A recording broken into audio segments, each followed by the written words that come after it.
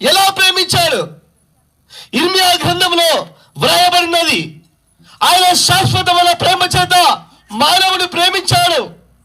భర్త ప్రేమ, భార్య ప్రేమ, పిల్లల ప్రేమ, అత్త కోడల ప్రేమ, తోబుట్టు వారి ప్రేమ, బంధుమిత్రుల ప్రేమ, కులస్తుల ప్రేమ, గ్రామస్తుల ప్రేమ, ప్రపంచంలో ఉన్న వారి ప్రేమ అది శాశ్వతమైనది కాదు.